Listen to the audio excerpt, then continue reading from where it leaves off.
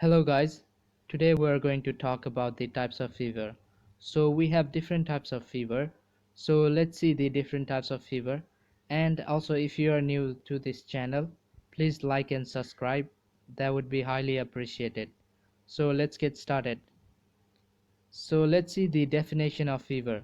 So it is the rise in body core temperature, that is hypothalamus set point. So in fever there is always needed to rise in body core temperature, that is hypothalamus set point.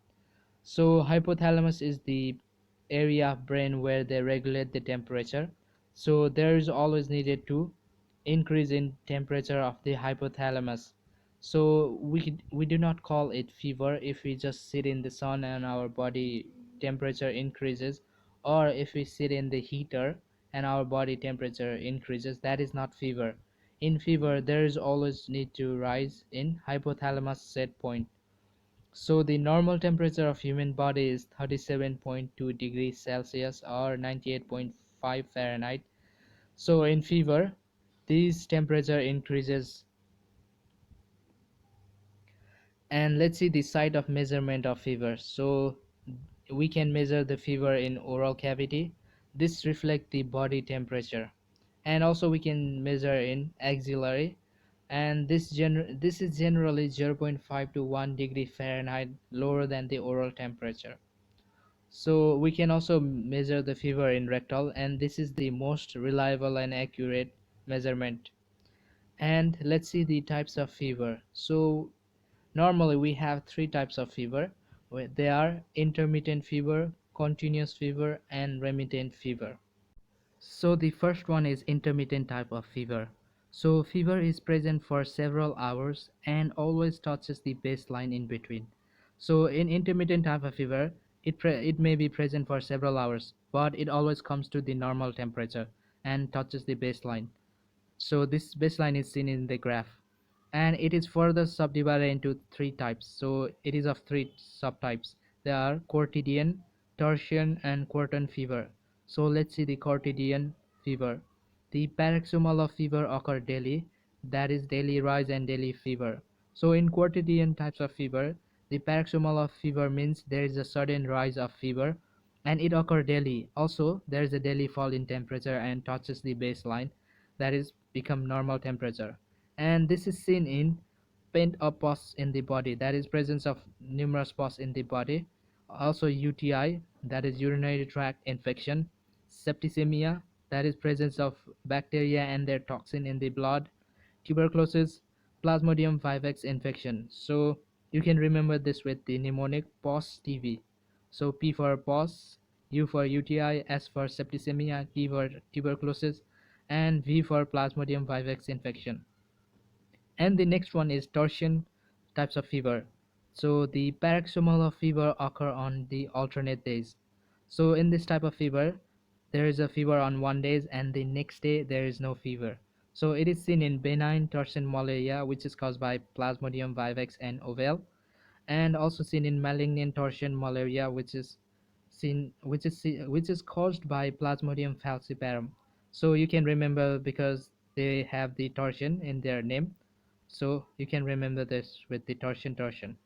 And the next one is quartan fever.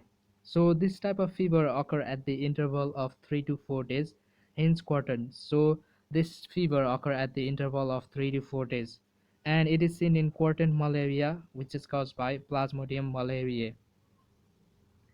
So the next one is continuous fever. The temperature remain elevated above normal without touching the baseline, and fever do not fluctuate more than 1.5 degree Fahrenheit during 24 hours. So in continuous type of fever, there is a continuous fever and it does not touches the baseline. That means the temperature do not come to the normal temperature. And also fever do not fluctuate more than 1.5 degree Fahrenheit. That is, fever do not rise more than 1.5 degree Fahrenheit during 24 hours.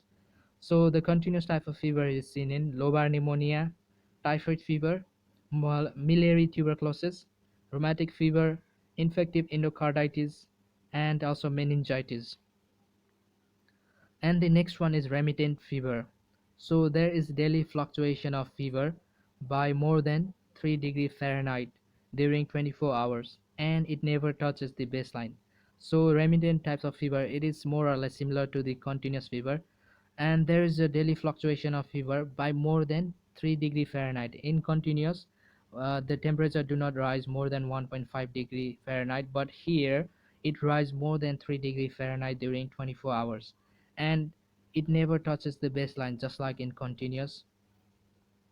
So this type of fever is seen in bacteremia, that is presence of bacteria in the blood, and enteric fever, that is typhoid and paratyphoid fever, and also seen in septicemia, which is the presence of bacteria and toxin in the blood, tonsillitis, that is inflammation of tonsils, and pyemia, that is presence of pus or abscess in the blood, also seen in amoebic liver abscess. So you can remember this with the mnemonic best pal. So B for bacteremia, E for enteric fever, S for septicemia, T for tonsillitis, P for pyemia, L for amoebic liver abscess. So those were the most common types of fever. So let's see the other types of fever which are less common. So the first one is Paul Epstein fever. So in this type of fever, there is a high fever lasting for 3 to 10 days, followed by a febrile of 7 to 10 days. So in Paul Epstein type of fever, the fever lasts for 3 to 10 days, and again the fever disappear for 7 to 10 days. So this type of fever is seen in Hodgkin's and other lymphomas. So these are the benign, these are the tumors of the lymph nodes and lymph organs. And the next one is saddleback fever. So in this type of fever, the fever lasts for 2 to 3 days, followed by remission lasting for 2 days, and fever reappear and continues for 2 to 3 days. So in the saddle type of fever, the fever lasts for 2 to 3 days, and it disappear for 2 days, and again it reappear and lasts for 2 to 3 days. So this type of fever is seen in dengue fever. And the next one is camel hump fever, so also known as double quotidian fever, because there's a rise of fever twice a day. So in a day there is a double fever spike in a single day, and it is seen in Kala-Azar and perihepatitis disease. And the step ladder fever, so the temperature gradually rises to higher level in a step ladder pattern with every spike, and this is seen in enteric fever. So in step ladder fever, there's a gradually rise in temperature, and if you draw the graph, then it looks like the step, it looks like the ladder, so known as step ladder fever, and it is seen in enteric fever. So that was it all about the types of fever. If you like, then subscribe to my channel, and feel free to comment in the comment section.